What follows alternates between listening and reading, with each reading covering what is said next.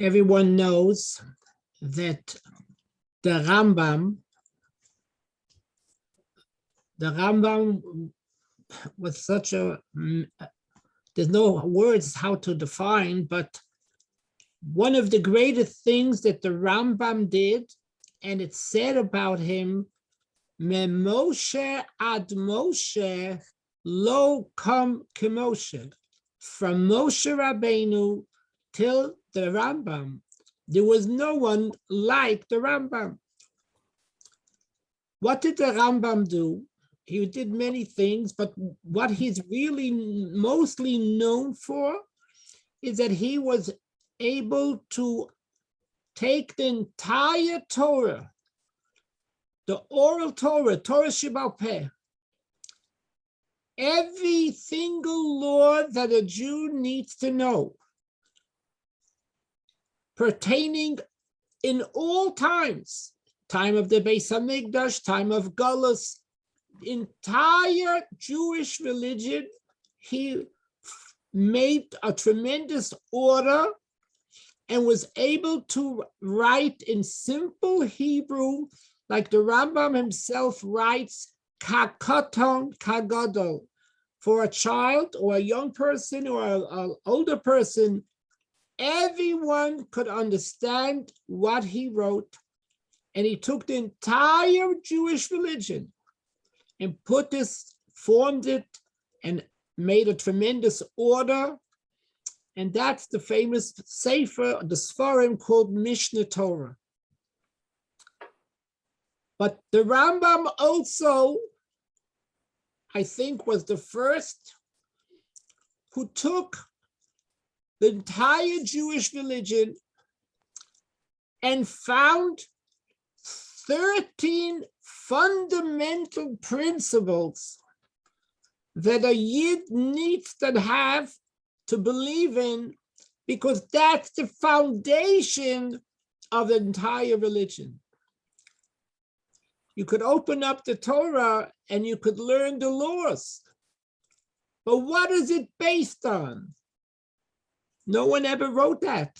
No one ever brought this out. What is the entire Yiddishkeit based on? What are the foundations? When you use the word foundation, it's very clear that if you don't have a foundation, then the building is not a building. It's not going to last. It's not a building.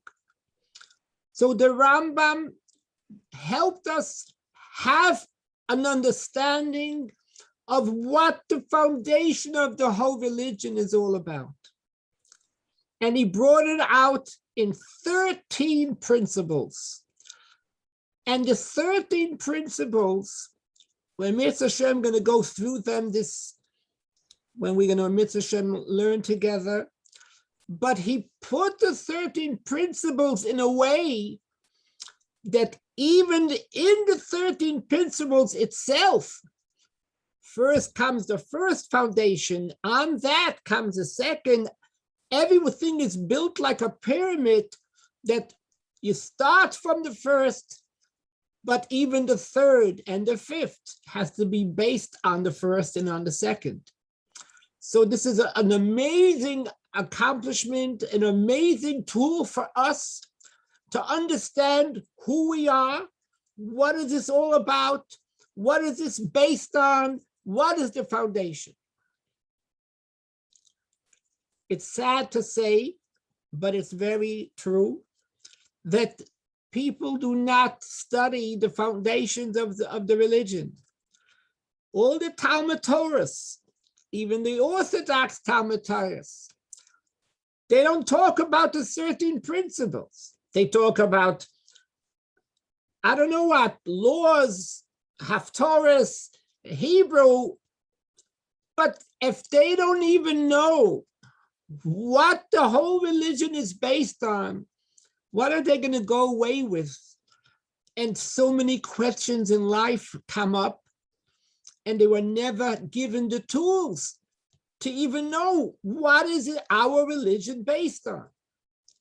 So I feel that what we're going to Mitzvah Hashem to learn today and the next, all the shiurim, is fundamental We have an obligation to know this ourselves, to share this with our family, with our friends.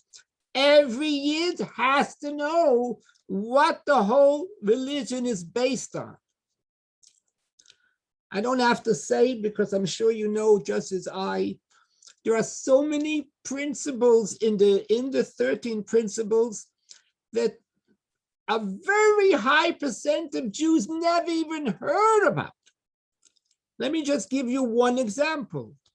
Resurrection of the dead. The average Jew, he thinks this is a Christian concept. Resurrection, that Jews believe in resurrection. It so happens, my dear friends, we all know this, it's in every Shmoneh Esrei that we say 3 times a day. And yet, this is not even known. Resurrection of the dead, the Jews believe in resurrection of the dead. It goes even worse. People don't even know, most Jews, I mean, we're not all Jews are living in Sfas or in Eretz Yisrael. There are plenty of Jews who hardly know anything. The idea that of afterlife, that a soul lives on forever, is not taught anywhere. This sounds again like something that out of space. So I'm just giving examples of so many fundamental things that people are not taught. So if I had the ability, I would try to instill in all Talmud Torahs, whenever a child is getting bar mitzvah or bas mitzvah, the first thing they have to learn are the 13 principles of what Jews believe in. That is infinitely more important than Haftorahs and all these nonsense, which I hope you know that there is nowhere, anywhere in the Shulchan Aruch or anywhere that to be bar mitzvah, you have to be called up to the Torah. It's just upside down. It's because you are bar mitzvah, you have the ability now to be called up to the bar mitzvah, to the Torah. But not that you, in order to, you want to be bar mitzvah. So what do temples do? They want you to be a member. You want to be a member, or else your child will not become bar mitzvah, because they make the bar mitzvah. Their ritual makes you bar mitzvah. This is fraud. There's nothing that a Jew has to do to become bar mitzvah. When he reaches 13 or a girl 12, he's automatically bar mitzvah. It's a fraud, 100% fraud. And it's so sad that the people are taught that you have to read, you have to join the temple so you could learn to have Torah. So you'll be able to be called up to the Torah. So you'll be bar mitzvah. The whole thing is upside down. There's nothing you have to do to be bar mitzvah. Reading the Torah is not going to make you bar mitzvah, or not going to, it's had nothing to do with it. So there's a lot of problems with the Jewish people we have.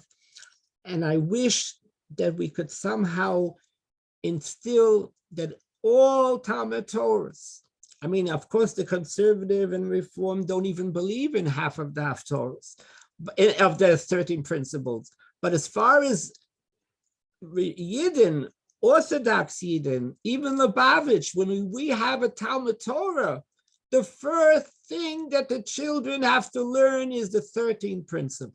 Okay, this is just a commercial. So let's start now with the first principle that the Rambam considers the first principle. Incidentally, how many people are on? 10. Incidentally, somebody needs to close their. You what? Whoever could close their. Okay. There are many prayer books that people say in the davening, either after davening or before davening. They actually read the 13 animaments. The Rambam did not write this text. It's not known exactly who wrote the text, but it's for sure that these 13 animaments that are in the prayer books come from the Rambam's 13 principles that he writes in the Pirush HaMishnayos of the Rambam on Masechta Sanhedrin, the last parak of Sanhedrin in the Pirush HaMishnayos. That is where the Rambam writes the 13 principles. So the Rambam says that the first principle is to believe that Hashem is the creator of everything. There's so much to talk about this, and every moment that we're going to talk is going to be incredibly important to clarify what does the Rambam mean by saying belief in God is that he is the creator. First of all, there is a big argument from the Rambam and the Ramban.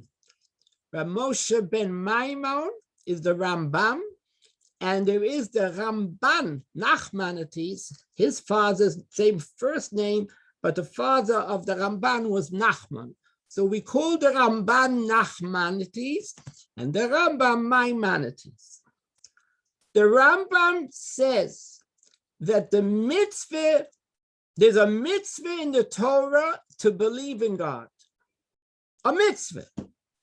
Where does it say in the Torah that there's a mitzvah to believe in God? Says the Rambam, that's the first commandment of the 10 commandments. When it says, Anochi Hashem Elikecha, it's not just Hashem is giving us his social security card and saying, I am the one who took you out of Egypt, just information.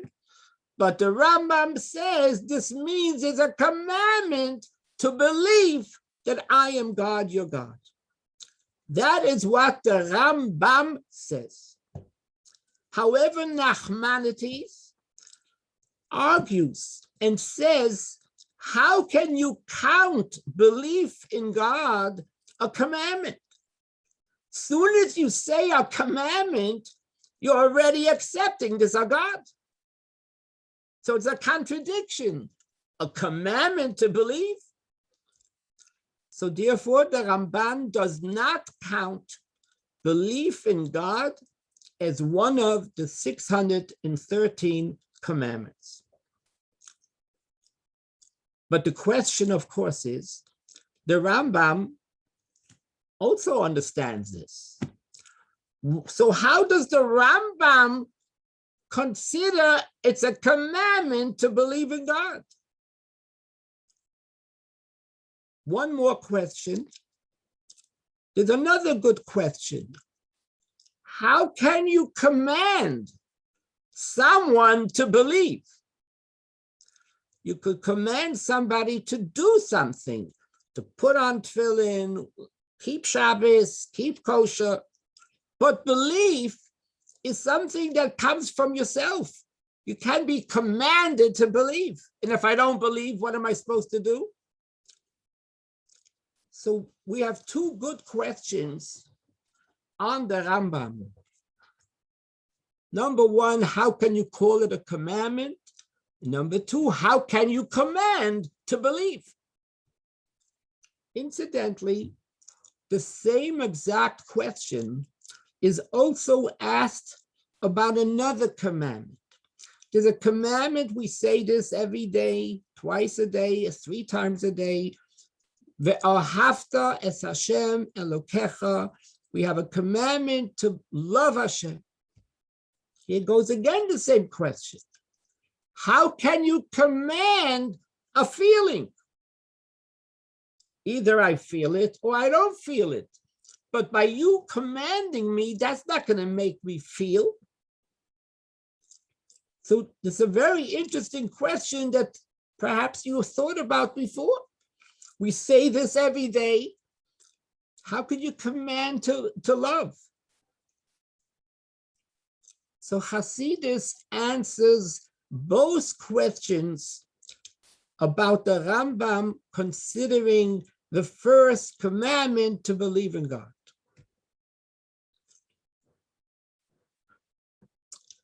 Number one, which is very interesting, and I think you'll all appreciate this, there's a major mix-up that many people think that belief in God means belief that he exists.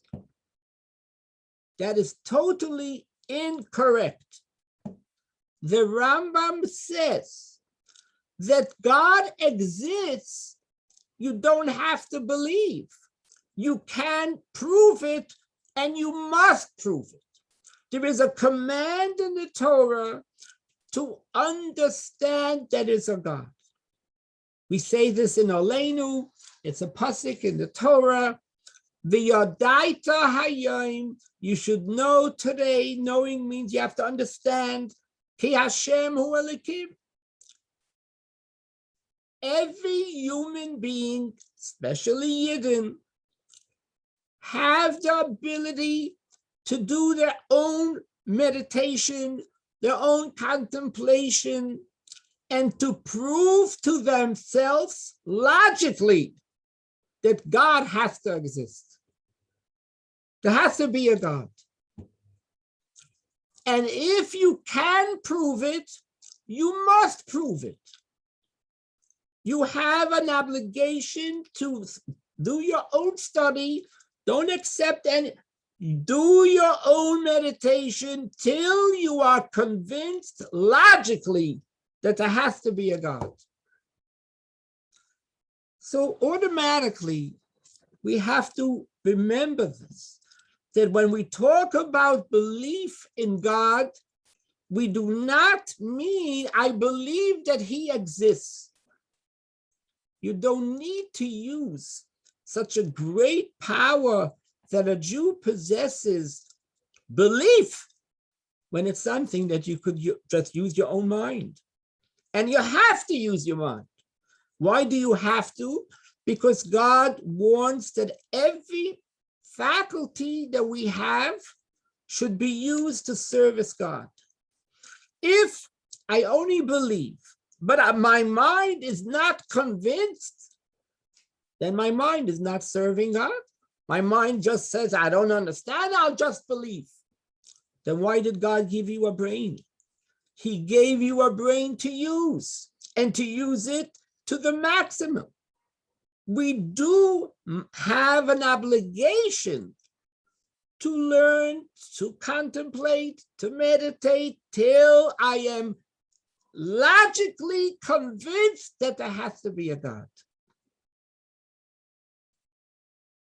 If that's the case, then what is belief? This is very important. So Hasidus explains, belief in God does not mean we believe in his existence. That's simple. We believe that as much as I understand, God is infinitely greater. That's the belief. The belief is that as much as I'll understand, and every day I could grow and I could understand more and come to a greater realization that God is this, and then I come to a next step, God is even that. No matter how much you realize with your mind, belief is, I believe that he's more than whatever I imagine. If we understand this, now we can understand the Rambam. Both questions will be answered. The question, how can you command to believe? You're right. We're not talking about belief that there is a God. We're talking about to use your mind as much as you can, and then believe that he's more. So that is an act. This is not a passive commandment. It's an active commandment. You gotta constantly learn more and more about God.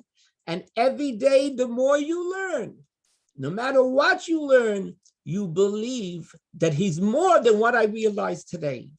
If tomorrow I realize more, then my belief is that he's more than even what I realized the next day. Moshe Rabbeinu had this profound understanding of Hashem. As much as he understood, but he believed that God is infinitely more than even what he understood. So here we answer both questions. The command is an active commandment to do. But what to do? To learn and study. That's the command. And then believe that he's more than what I understand. So that's why we can command somebody to do that. It's an active a command. And also it's something that we can do. It's up to us. It's not going to happen by itself. It has to come after I understand. And if you have a Rambam in your library at home, or if you have somewhere where you could get a hold of a Rambam, you will see that the Rambam starts his whole sefer. The first words, he says, Leda ulahamin, to understand and to believe. Why? Because that's the way, that's the kind of belief he's talking about. He is not talking about the natural belief that a Jew has by being a Jew, which I'm going to now address. The Jewish people, so many places in the Talmud it says, the Jewish people are called Maiminim, B'nei Maiminim. They are believers, the children of believers. Jews believe, not because somebody commanded, not because, that is the nature of a Jew. And I need to explain this, and I hope this will be helpful for you and for everyone forever. We all know that what makes us Jewish has nothing to do with what you believe in or what you practice. What makes you a Jew is that you have a neshama. You got a neshama because if your mother was Jewish, automatically you are Jewish. What does that mean? That you have a neshama. What is a neshama? So the Alter Rebbe, in the second parak of Tanya, the first words of the second parak, brings out the most powerful words of defining the soul of a Yid. The Alter Rebbe writes, the Nefesh Hashenis B'Yisrael, the second soul, because he starts with the first soul, the animalistic soul that is in full power soon as we are born, and that he speaks about in the first chapter. But the godly soul, which comes in full swing first at the bas mitzvah or bar mitzvah, so he calls that the second soul. Okay, fine. The neshama is defined by the Alter Rebbe. He couldn't say anything more powerful. He says the definition of the Jewish soul is, it's chelek elokah mimal mamish. 4 words. Half of the quote is a pasuk, but he adds the word mamish.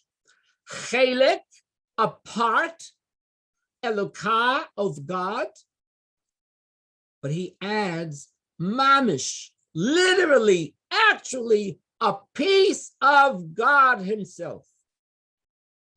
There is no one in no sefer that says such powerful words. The Alter Rebbe says the definition of the Jewish soul is that it's a piece, a part of the essence of Hashem.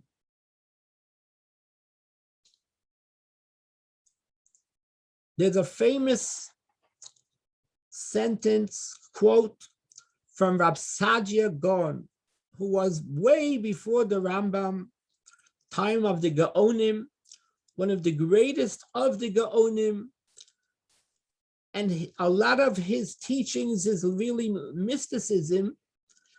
And the Rabbi Saadia Gaon says the following quote: Etzem, when you talk about the essence of something, if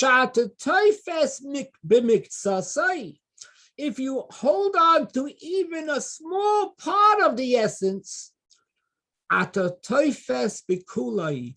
you are holding on to the whole essence. There's no such a thing as a little bit essence, a lot of essence.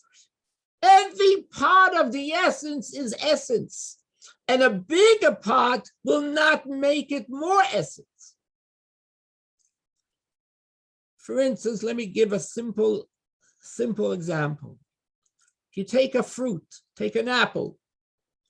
If you chop the apple into 1,000 pieces, there are bigger pieces, smaller pieces.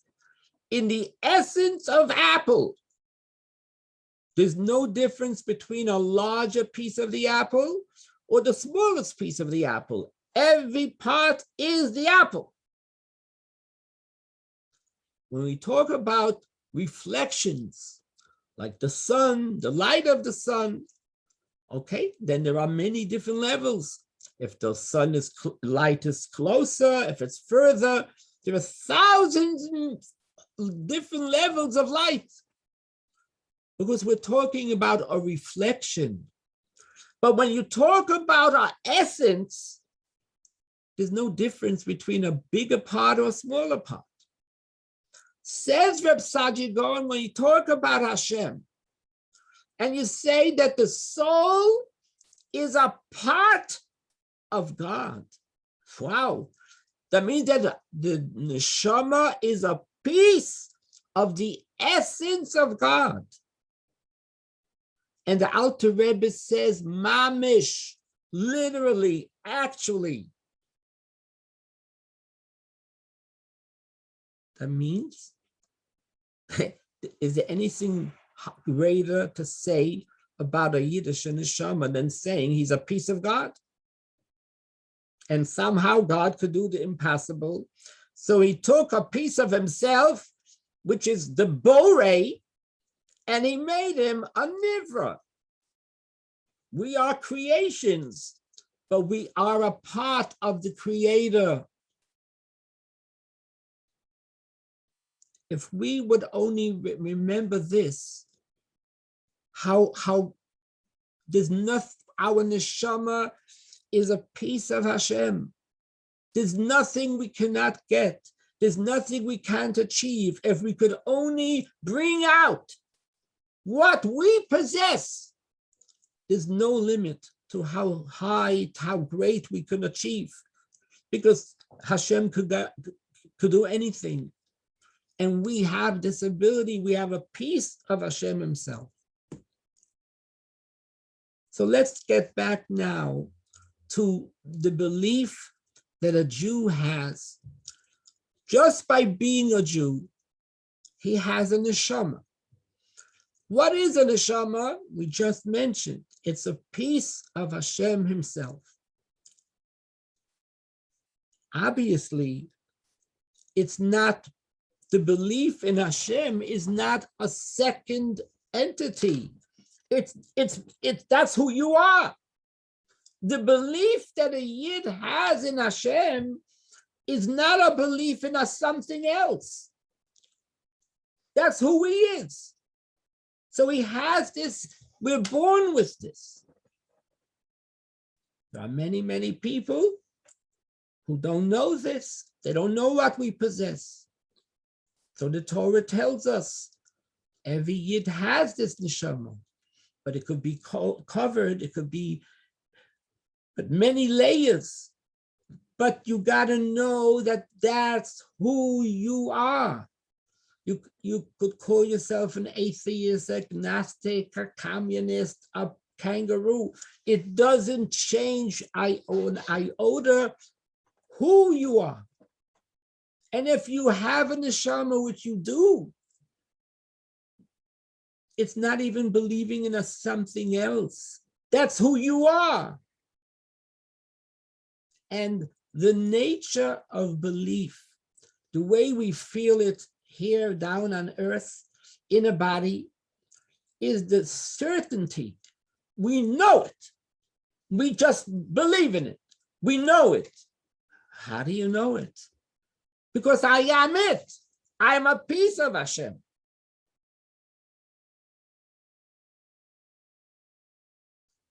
This is very, very important. The next point. This is very, very interesting. There's another explanation from where the Jew believes in God. He's certain. Why? So we have to remember, we say this every single day in the morning brachas, but maybe we not always do we think what we say, and we just going through the motions. Every day in the morning brachas, we start saying Elikai, God, neshama shenasata bi, the neshama that you placed in me. We didn't begin here. We started off tehirahi. Tehira doesn't mean she's pure. Tehira means she's bright. She comes from the highest spiritual world called Atzilus. Atzilus comes from the word Eitzel, close, the closest spiritual world that exists. That's where we come from.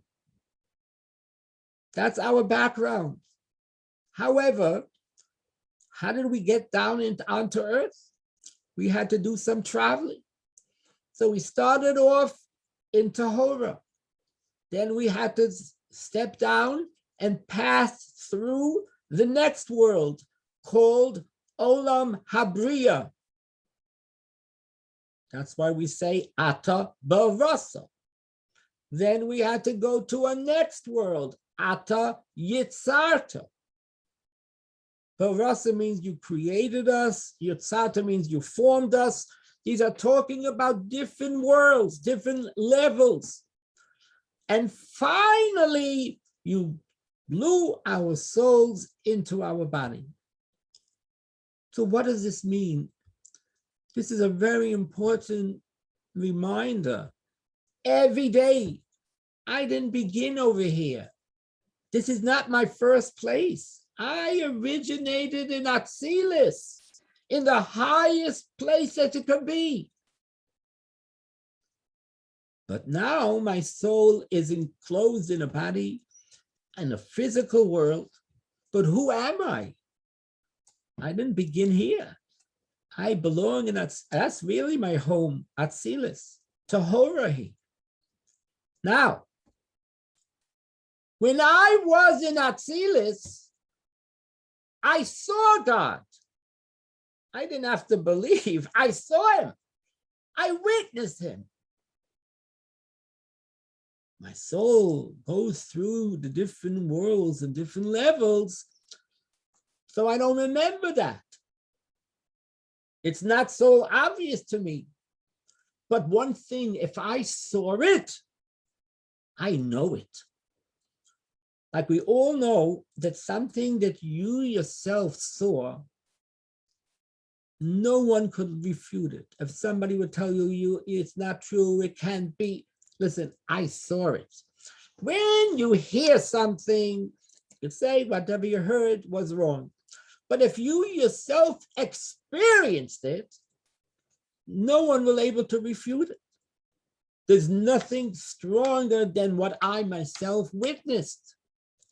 That's what happens with us. Our neshama, before we came down, witnessed God.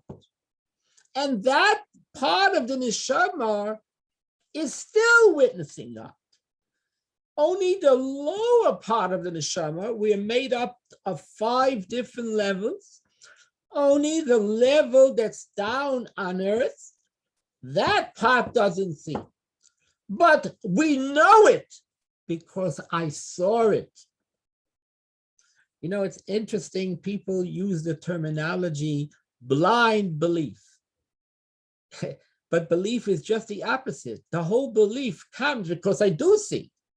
My neshama saw, my neshama still sees. That part of my neshama that's still in heaven sees God. But my soul down here knows it because I saw it. So in conclusion, we had 2 explanations from where a Yid is born with the belief in God. Either because he's a piece of God or because he witnessed God. So that is not the mitzvah. That is something who we are. We're born with this, we have a neshama, and that's who we are. Now, many people don't know this, one never heard about this. Of course, if no one ever heard about this, it's going to take effort and work. There's a mitzvah therapy. There is mitzvahs to do that every time we do a mitzvah, it helps our neshama become more known to us. You can't expect to wake up without any effort and feel you have a neshama. We have to do exercise, and the exercises are the mitzvahs. We do a mitzvah because God said to do the, commanded us to do the mitzvah. But one of the side benefits is that every time we do a mitzvah, we bring out our neshama more and more. And that is really one of the explanations why it says in the Mishnah, mitzvah goreres mitzvah. When a person does a mitzvah, it helps him to do another mitzvah. Why? Because every time you do a mitzvah, you're bringing out your neshama more and more. And automatically, once you identify with your neshama and your neshama is revealed, of course, that will be your natural interest to connect to Hashem. And every mitzvah is to connect to Hashem. As the Alter Rebbe, who wrote the Tanya and wrote so many holy books, he explains that the word mitzvah is not only the literal translation is commandment, but the Alter Rebbe says it also comes from the word attachment. That when a Yid does a mitzvah, he becomes instantly attached to God himself. So when a person does a mitzvah, it brings out his neshama. And another mitzvah more and more. And the more mitzvahs a person does, the more he will discover that he has a neshama and that he has a yearning and a love to be close to Hashem. So let's try to summarize so far what we're learning. There is the belief that you're born with, and then there is a mitzvah. A mitzvah means you've got to do something. The belief that you have, you're not fulfilling a mitzvah because you have that already. A mitzvah means you are following a command. You don't have to follow, I have it.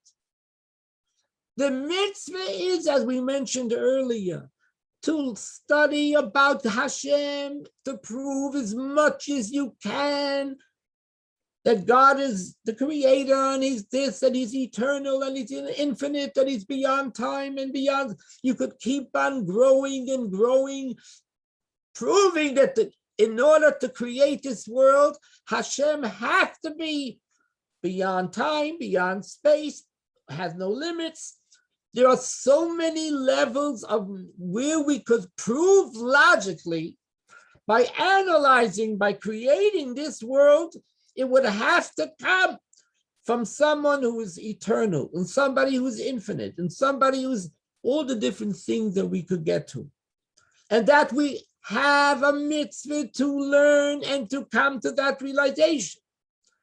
And then the mitzvah of belief is to believe that after as much as I understand, I believe that he's more, much more, infinitely more than whatever I understood.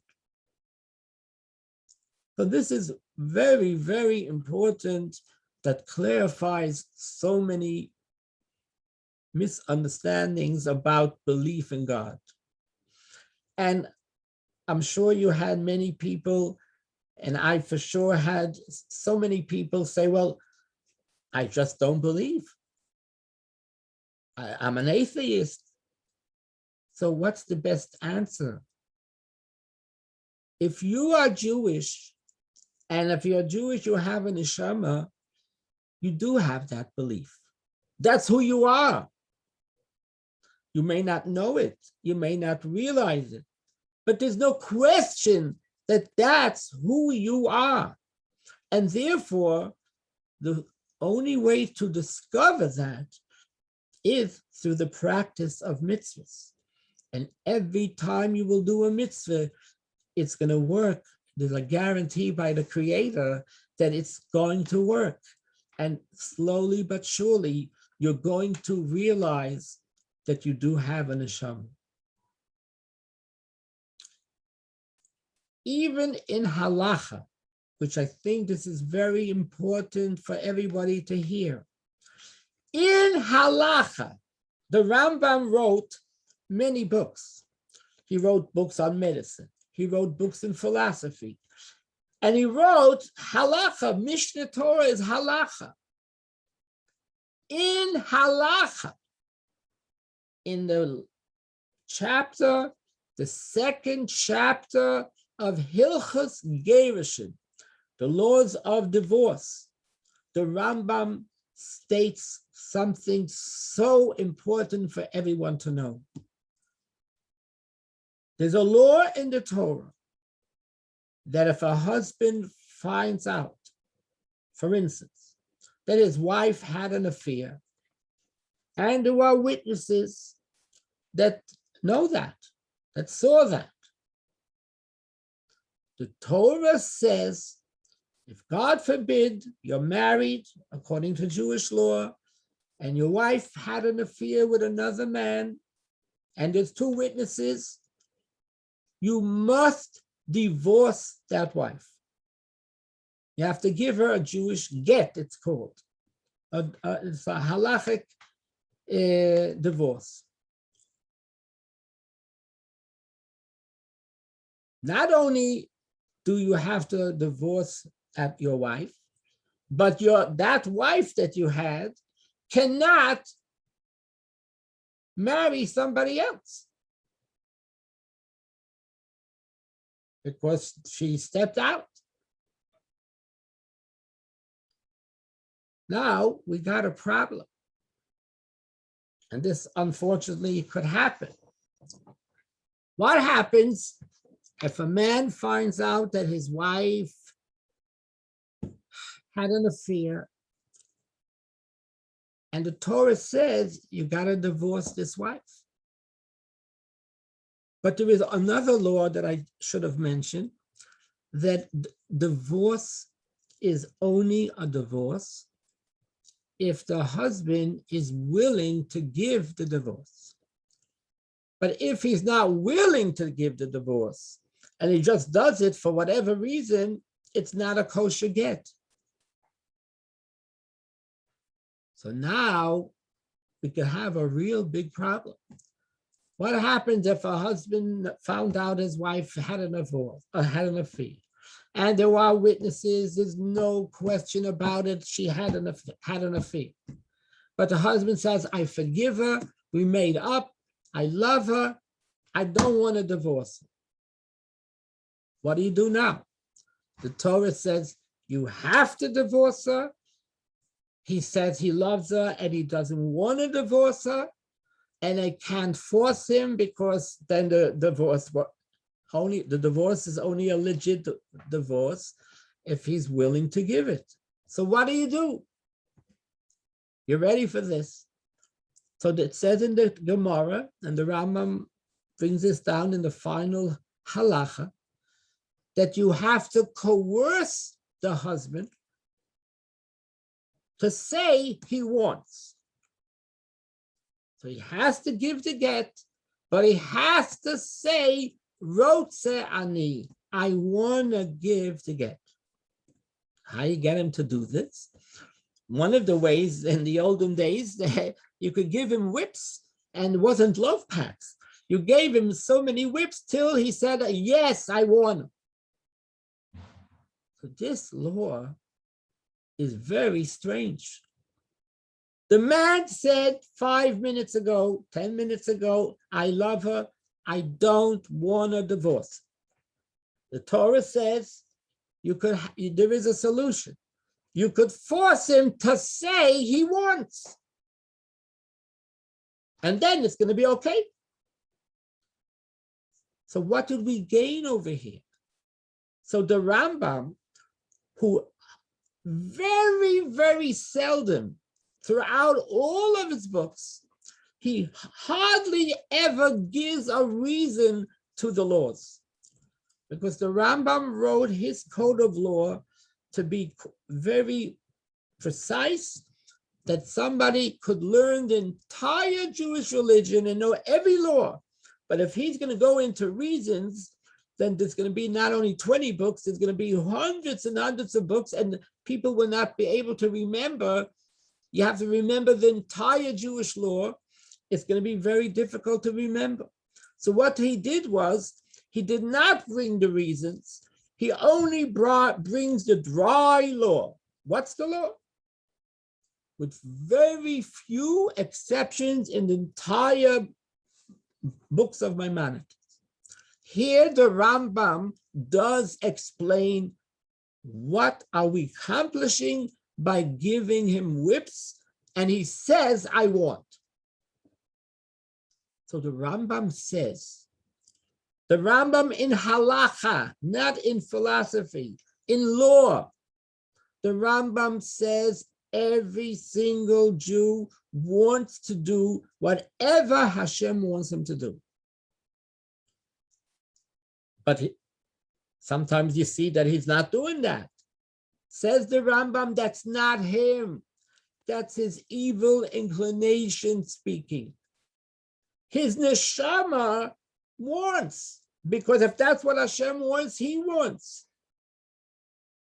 So when you whip him, and now he says, I want, he's not just saying it because you're whipping him. What he is saying is really true. He does want. So we're not asking him just to say lip service.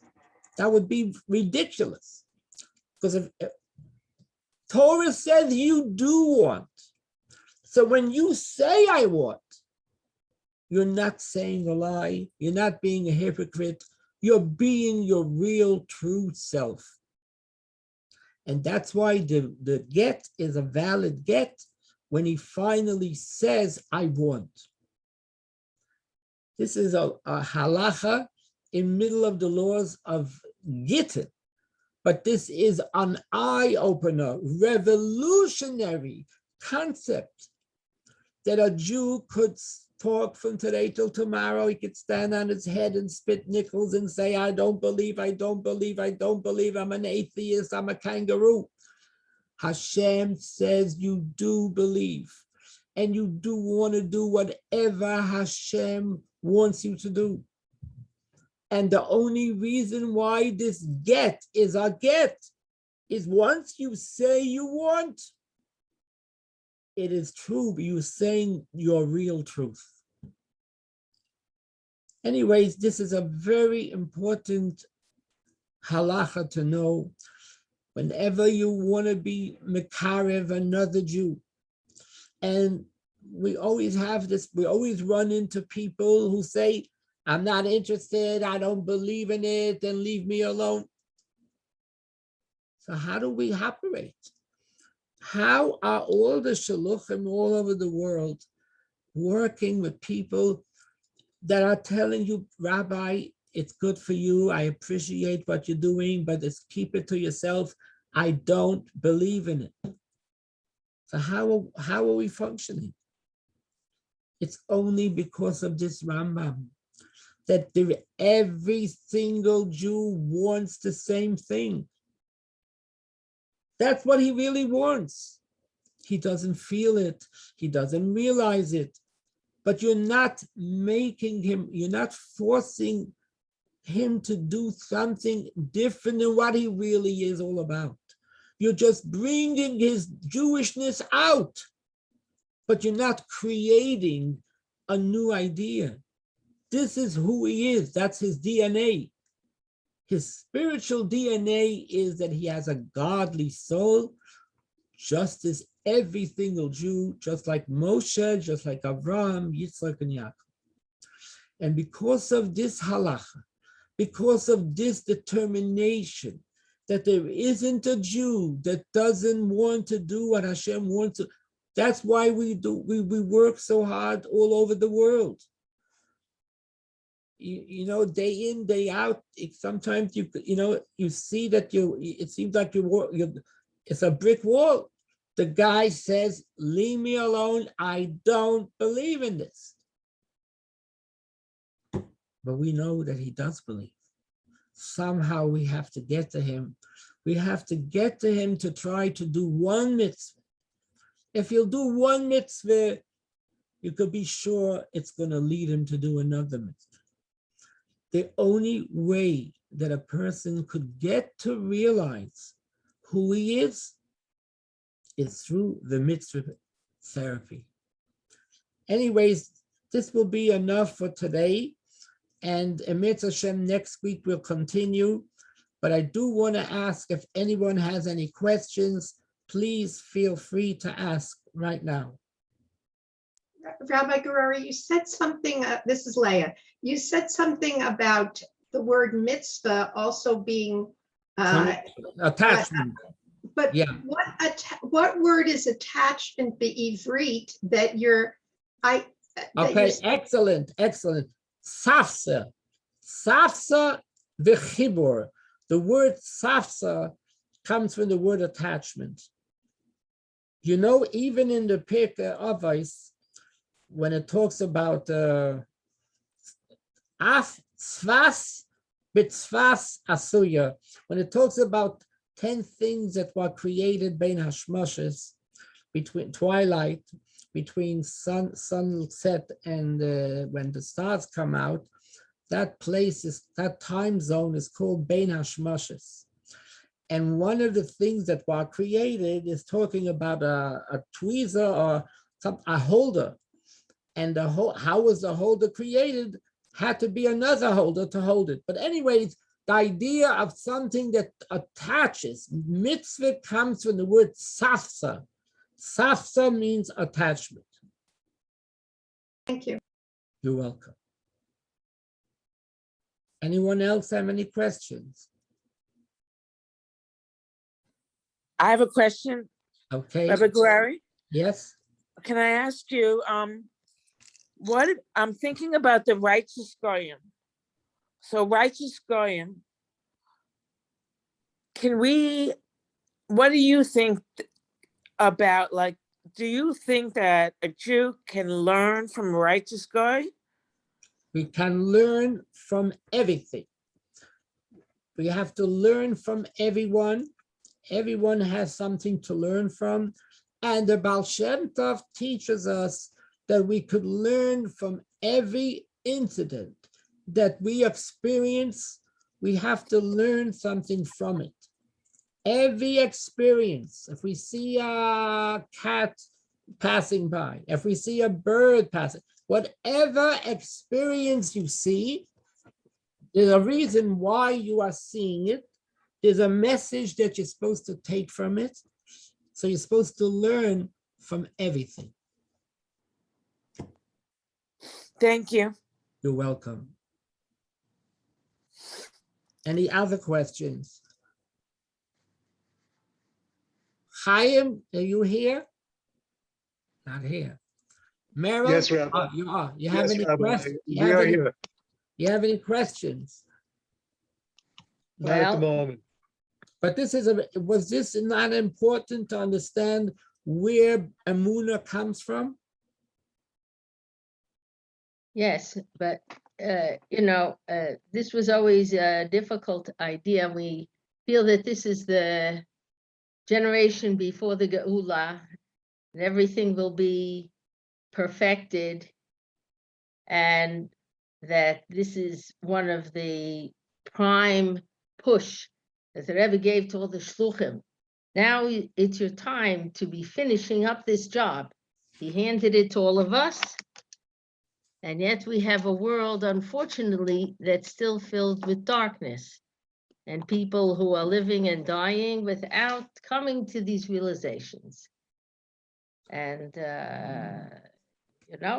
at the time when this was spoken about, I asked this question, and the answer was Mashiach will bring and perfect the world at that time. So we do as much as we can, and Mashiach will do the rest. 100%. But while before Mashiach comes, we have to do whatever we can to bring Yidden closer to Hashem. The end will be that every Jew will come back. Even if, God forbid, like you said, people died and did not, but we believe that it says very clearly all over the place, the soul will have to come down again and will do tshuva. Bein begilgul zeh or begilgul acher. There's no Jew that is going to be lost, but we cannot afford to just say, well, he'll come down next time. We can't wait for that. Hashem doesn't want us to wait. We have to see every single Jew, whoever we come in contact, to help them be connected to Hashem. But the end will be that every single neshama will return back to Hashem. Even those who died, unfortunately, without believing, without observing, they're going to have to come down again and will make up for the lost time and the lost mitzvahs that they didn't do last time they were here. Okay? Well, there's, you answer one question and then there's 100 more. So we'll give that time another time. Okay. Okay. One thing is for sure, there's somebody keeping score. Every moment is precious. Every mitzvah is precious. We cannot know which is the final mitzvah that's going to make Mashiach come. There's a calculation, there's a very good computer. We don't know what that number is, but the Rambam says that every Jew has to look at himself as if the whole world is 50-50. And with his one mitzvah, he could tip the scale and immediately Mashiach will come. We have to look at and realize time, how precious how time is. Every moment can be this moment. I have to look at myself and say, I can make that difference. I can make this major difference with my acting one more mitzvah or helping another Yidua mitzvah. It's very real. It's very serious. It's not just a nice sermon. Everything Hashem said is 100% true. If he tells us that it could be one mitzvah, is what Hashem is waiting for. And that mitzvah is the mitzvah that we have to do. Everyone should be blessed, and we'll all be together next week in Mitzvah Hashem, same time. Good night for everybody. Thank you. Thank you. Welcome.